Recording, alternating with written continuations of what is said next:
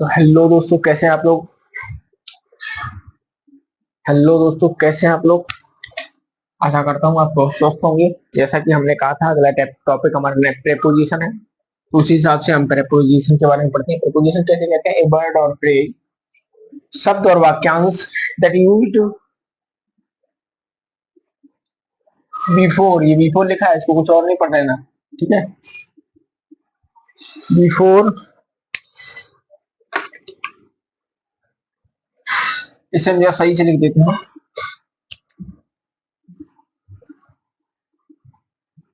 ए noun और pronoun to show place, time और direction, it.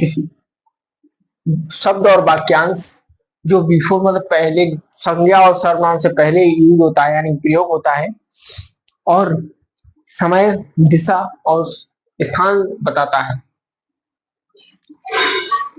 दर्शाता है, ठीक है, शो करता है, उसे हम प्रेपोजिशन कहते हैं। और प्रेपोजिशन में हम सबसे पहले पढ़ते हैं इन और इनटू का प्रयोग। इन और इनटू का प्रयोग कहाँ होता है? इनका प्रयोग किसी वस्तु के अंदर की स्थिरता प्रकट होता है।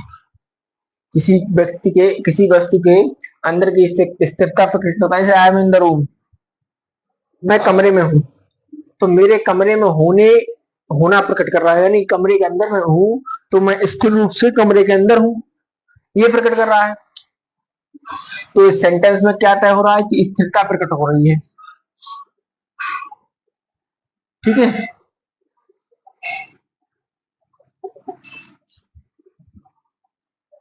और इनटू क्या प्रकट करता है? बाहर से अंदर की तरफ गति प्रकट करता है, गति को दर्शाता है। कैसे दर्शाता है? I fall into the well, I fall into the well, मैं कुएं में गिर गया, मैं कुएं में गिर गया। जब बाहर से अंदर की तरफ जा रहे हैं, गति का आ, बोलना चाहिए, गति को दर्शा रहा है ना, गति को दर्शा रहा है। यहाँ पे यूज ऑफ आफ्टर और इन का प्रयोग करते हैं। तो यूज ऑफ इन एक का प्रयोग है कि भविष्य में समय की अवधि को प्रकट करता है। इन क्या करता है? भविष्य में समय की अवधि को प्रकट करता है। जैसे आप, ये कौन सा टेंस है? ये टेंस कौन सा है? फ्यूचर इंडेफिनिट टेंस है, ये पास्ट इंडेफिनिट टेंस है, ठीक है। ये फ्यूचर इंडेफिनिट टेंस है, ये पास्ट इंडेफिनिट टेंस है।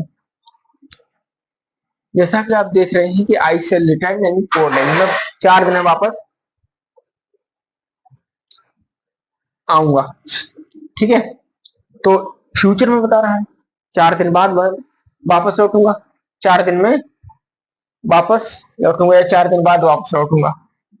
ये इन लिखा है, ठीक है, 4 दिन बाद वापस लौटूंगा, तो फ्यूचर इंडेफिनिट टेंस हो गया। अब मैं 4 दिन,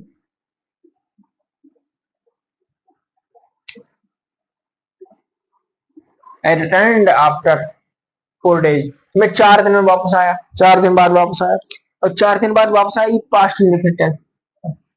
और आफ्टर हमेशा, आफ्टर हमेशा किसमें आता है? भूतकाल में आता है। और इन हमेशा फ्यूचर टेंस में आता है। समय की अवधि दोनों ही तय करते हैं। साथ ही यूज ऑफ फॉर और सिंस का प्रयोग करते हैं। तो फॉर का प्रयोग हमेशा समय की निश्चितता अनिश्चितता के लिए होता है। सिंस का प्रयोग समय की निश्चितता के लिए होता है। ये बहुत सिंपल प्रपोजिशन थे, इनको हम मिटा दें एक बार, नेक्स्ट बात करते हैं। तब तक इनको मिटा दें, आप लिख लें, लिख लीजिए, मैं इनको मिटा देता हूँ। अब बात करते हैं इन और एट की। एट का प्रयोग छोटी जगह के लिए होता है, छोटे नगर, छोटे कस्बे, छोटे गांव, इनके लिए होता है।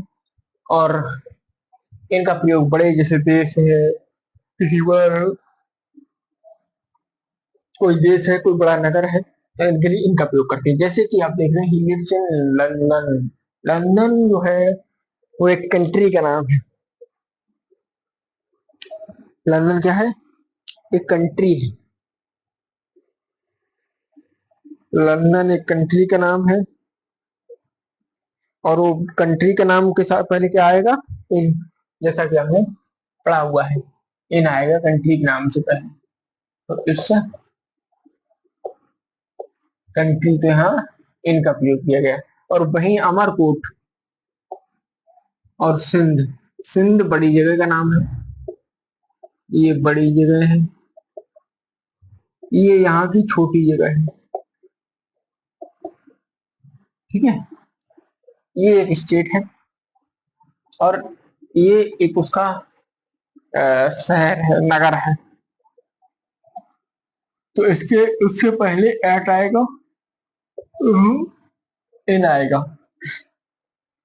और बिटवीन अमाउंट का प्रयोग करते हैं दो चीजों के लिए बिटवीन का प्रयोग करते हैं, और दो से अधिक हो तो अमाउंट का प्रयोग करते हैं। बहुत ही साधारण है। बिसाइड्स और बिसाइड का प्रयोग, बिसाइड्स का प्रयोग के अतिरिक्त के लिए करते हैं और बिसाइड का प्रयोग करते हैं किसके लिए? बिसाइड का प्रयोग करते हैं पास, समीप, निकट। ही वाज सिटिंग साइड में, वो गए पास, निकट, बैठा, बैठ रहा था, जो भी है। इसमें इसका मतलब निकलेगा निकट, समीप या पास। ये वर्ड आएंगे तो बिसाइड लगेगा। इसमें थोड़ा अगर एस जोड़ दोगे, डिसाइडिंग एडवाइस, सलाह के अतिरिक्त। He gave me 2 rupees only, उसने मुझे 2 रुपए, केवल 2 रुपए दिए। उसके बाद कहते हैं ऑन और ओवर की बात। तो ऑन का प्रयोग हम कहाँ करते हैं? जहां स्पर्श कराया जाए किसी चीज, कोई चीज हमारे ऊपर है उसका हमसे स्पर्श हो रहा, तो ऑन। स्पर्श नहीं हो रहा तो ओवर। जैसे जैसे आप देख लीजिए, he put the book on the table. जब बुक है जो टेबल पे रखी जाती है तो उसको स्पर्श करती है तो उसके आगे ऑन लगेगा। But the sun shines on our, on us, the sun shines on us, इसका ओवर अस, यहाँ ऑन लगा वो दोगे तो गलत हो जाएगा। ओवर अस की बात करते हैं हम यहाँ पे, ओवर अस।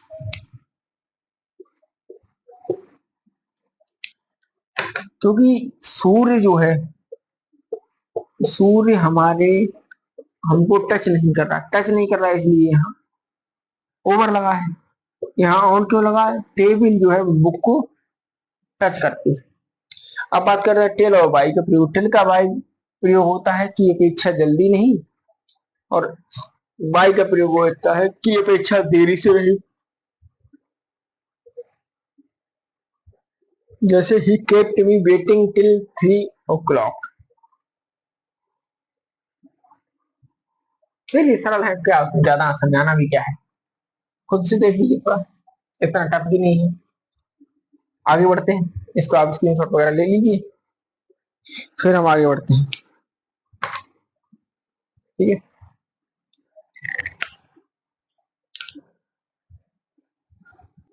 अब नेक्स्ट टॉपिक की बात करते हैं, नेक्स्ट यूज की बात करते हैं। नेक्स्ट बिफोर और टिल का प्रयोग। बिफोर का प्रयोग निश्चित और टिल का प्रयोग अनिश्चित समय के लिए किया जाता है।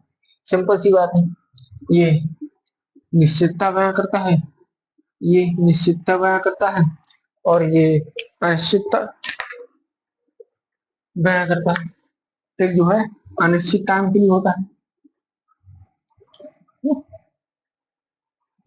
जैसा कि आप देख ही पा रहे हैं, यहाँ जून एक निश्चित समय है,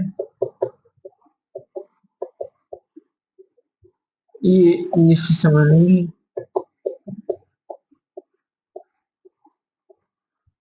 है ना? अब बिलो और एबो, बिलो बहुत साधारण सबको पता है। बिलो का प्रयोग नीचे के लिए और एबो का प्रयोग ऊपर के लिए किया जाता है। साधारण तो बहुत सिंपल है, प्रीपोजिशन भी बहुत सिंपल है, कुछ भी हार्ड नहीं, बस प्रैक्टिस की जरूरत है, रूल्स याद करने की जरूरत है। बाकी इंग्लिश बहुत सरल है, कुछ ज्यादा है नहीं इंग्लिश में। यहाँ भी आप देख लीजिए, बिलो का प्रयोग और एबो का प्रयोग। एबो का प्रयोग ऊपर के लिए, एबो का प्रयोग ऊपर की तरफ लिए, बिलो नीचे के लिए। ठीक है,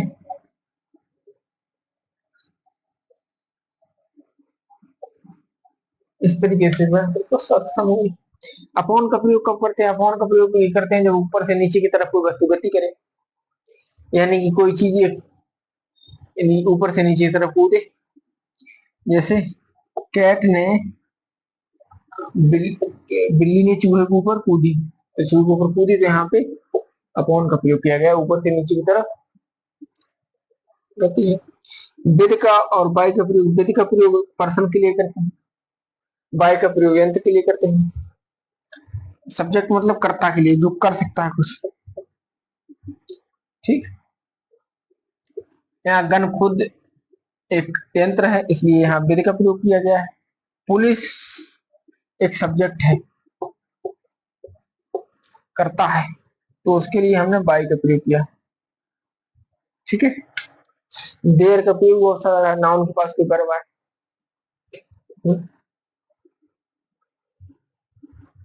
ओवर का प्रयोग हम पहले भी पढ़ चुके हैं भाई, एक दूसरे को वस्तु न मिले। आगे एग्जाम्पल भी हमने वही लिखा हुआ है। सन साइंस अस, सन का अस से कोई संपर्क नहीं होता। अस मतलब हमसे, हम मतलब तुमसे, जो भी है हम सबसे कोई संपर्क सन का नहीं होता, इसीलिए इसमें ओवर हो लगेगा। और अब बात करते हैं, मोस्टली चीजें बहुत सरल है, कुछ चीजें टफ भी है, कुछ सरल भी है। तो सरल ज्यादा भी, कठिन कम, और फिर प्रयास करिए तो कुछ भी कठिन नहीं। ठीक है। इसको आप लिख लीजिए, हम इसको मिटा देते। चलिए अब बात करते हैं नेक्स्ट टूल्स की। नेक्स्ट टूल क्या है? ऑफ का प्रयोग क्या कहाँ कहाँ होता है? दो जगह होता है ऑफ का प्रयोग। कहाँ कहाँ होता है?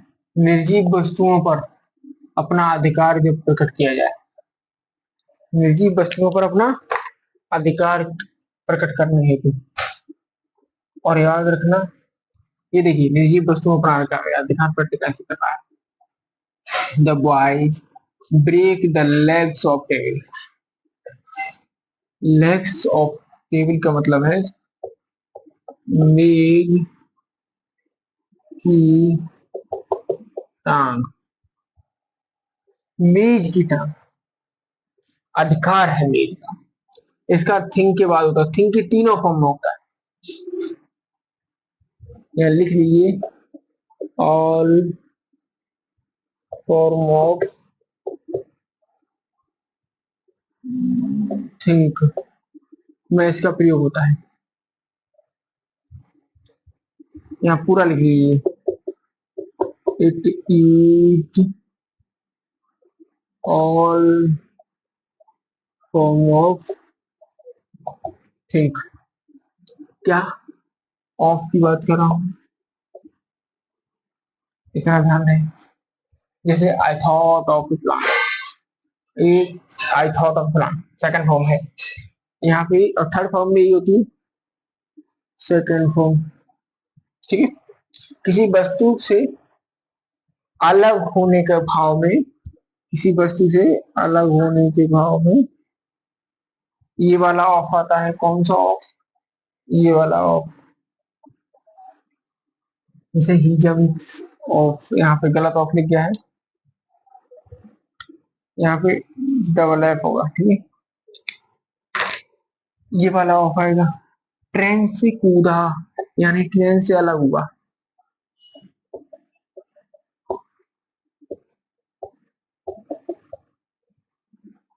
तभी तो ट्रेन से कूदा, और जब कूदा तो अलग हुआ। दैट्स व्हाई हम यहाँ पे किस चीज का प्रयोग करेंगे? ऑफ का। वही यहाँ पे किया हुआ। अबाउट का प्रयोग कहाँ करते हैं? निकटता और संबंध बताता है, ये दो चीजें याद रखना। निकटता और संबंध। टेल मी समथिंग अबाउट, मुझे उसके बारे में कुछ बताओ। ठीक है। अंडर का प्रयोग कहाँ होता है? इसका प्रयोग वस्तु के नीचे स्थिरता पर होता है। वस्तु के नीचे स्थिरता, डॉग स्थिर है कहाँ? अंदर टेबल, टेबल के नीचे, टेबल होता मेज, मेज के नीचे। आफ्टर और बिहाइंड, आफ्टर के बाद उसका अर्थ भी है, इन दोनों का अर्थ में प्रयोग होता है, सीधी सी बात। तो आज के लिए बस इतना ही, मिलते हैं नेक्स्ट वीडियो में, और उसमें हमारे कंजंक्शन शुरू होंगे। यहाँ से हम प्रीपोजिशन टॉपिक जो है हमारा वो कंप्लीट कर चुके हैं। ये हमारा टॉपिक कंप्लीट हुआ। अब हम बात करेंगे कंजंक्शन से।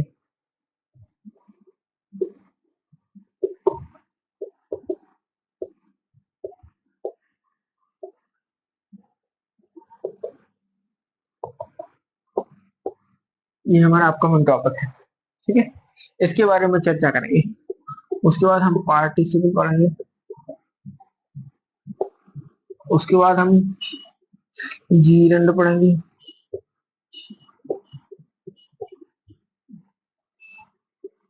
और कुछ बचा है? और क्या बचा है? जो भी बचा है उसे हम ईटीसी में डाल देते हैं, है ना। जो भी बचा है स्टेशनरी जो भी है वो हम पढ़ेंगे। तो आज के लिए इतना ही, मिलते हैं नेक्स्ट वीडियो में। तब तक के लिए खुश रहिए, थोड़ा स्वस्थ रहिए। अस्वस्थ बिल्कुल नहीं रहिए, स्वस्थ पूरी तौर से रहिए। चलिए, तो मिलते हैं नेक्स्ट वीडियो में। अभ्यास तो पूरा हो गया है आपसे, जैसा कि मैंने बोला भी था कि जी हमारा एक वीडियो में कंप्लीट होगा, वही हुआ भी है। और इनसे हम, ठीक है।